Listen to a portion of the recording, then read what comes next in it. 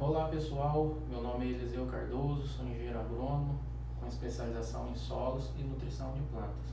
Apesar da minha especialidade ser nutrição, vou estar falando de um assunto que vem amplamente sendo discutido, e tem preocupado toda a cadeia produtiva, que é a resistência de plantas daninhas ao herbicida glifosato.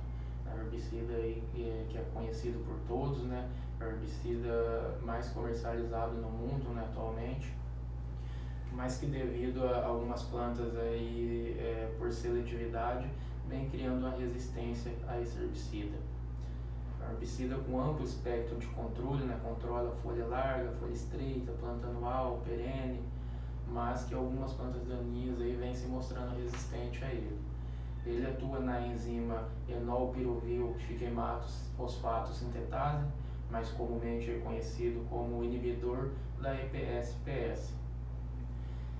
Como exemplo de uma planta daninha resistente a esse herbicida, eu vou estar falando da Digitaria insularis, que é o capim amargoso. Bom, para a gente desenvolver uma técnica de manejo, primeiramente a gente tem que conhecer algumas características biológicas da planta, como por exemplo, 75% das sementes do amargoso germinam entre 1 e 3 centímetros de profundidade. Então o herbicida não precisa ir muito fundo no perfil do solo para realizar o controle. Outra característica é a temperatura. Ela tem uma emergência, uma germinação favorável entre 20 e 35 graus, Então, tanto em temperatura baixa como alta, ocorre a germinação normalmente. Outra característica é a luz. A luz é favorável para a sua germinação, mas a ausência da mesma não impede ainda que a semente germine. Diminuirá um pouco, mas ainda ocorrerá a germinação. Um fator limitante para a sua germinação é a umidade. Se tiver umidade, ela vai germinar. Se não tiver umidade, ela não vai germinar. Aqui na região do Cerrado, no Mato Grosso, há um longo período de estiagem, Final de maio até setembro, comecinho de outubro, que começa a chover. Nesse período não ocorrem chuvas, então não haverá germinação de novas plantas. Porém, se lá atrás na cultura do milho eu não tiver feito um controle eficaz dessas plantas daninhas, elas vão me causar problemas na próxima safra, Então aqui o que a gente faz é o manejo outonal, no caso a dessecação pré-plantio.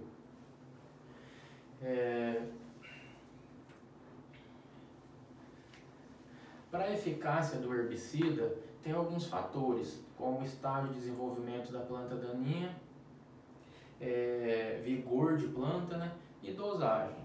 Então, estágio de desenvolvimento, o capim amargoso até 5 perfilhos, mais ou menos um tamanho de 2 dedos assim, uma aplicação de inibidor de EPS de ACCase já é suficiente para o seu controle.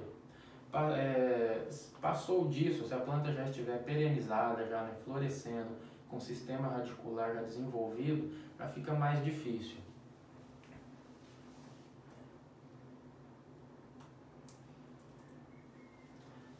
Bom, como eu disse, aqui é realizado um manejo outonal, Então a dessecação pré-plantio, comumente assim falada na região. Eu vou descrever um trabalho aqui realizado por Raymond, que tem 4 situações, que ele fez o manejo. Eu vou citar 3 devido ao tempo, que é as mais relevantes.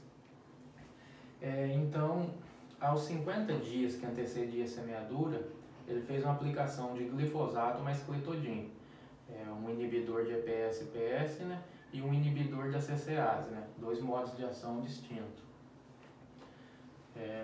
E aos 20 dias que antecedia a semeadura, fez uma nova aplicação de glifosato mais cletodin. E na semeadura fez uma aplicação de paraquat. E 35 dias após a emergência, mais uma aplicação de glifosato mais cletodin. Ele teve um percentual de 84% de controle, consideravelmente baixo, Então foram 3 aplicações, né, de glifosato mais cletodin e uma de paraquat. Numa outra situação, ele fez da seguinte forma: aos 50 dias que antecedia a semeadura, ele realizou uma roçagem.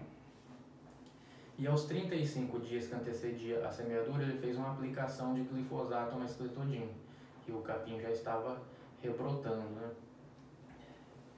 E na semeadura realizou uma de paraquat, e aos 35 dias após a emergência, mais uma de cletodin mais o glifosato.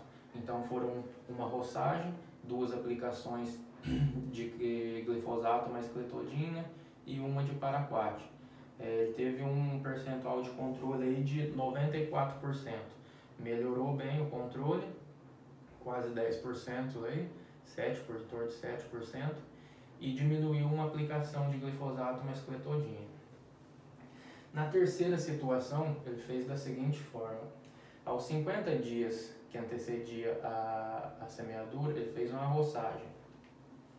E aos 35 dias que antecedia a semeadura, né, 15 dias após a roçagem, uma aplicação de glifosato mais cletodin. E na semeadura, fez uma aplicação de glifosato mais cletodin. E teve um percentual de controle de 97%, com uma roçagem e 2 aplicações de glifosato mais cletodin. Bom, as considerações assim que a gente deve ter sobre esse trabalho é o seguinte: até 5 perfilhos, né, tamanho de 2 dedos, uma única aplicação de inibidor da CCase controla o amargoso. No entanto, no pré-florescimento, né, se ela já tiver perenizada a planta, no mínimo 2 aplicações de glifosato mais o cletodin.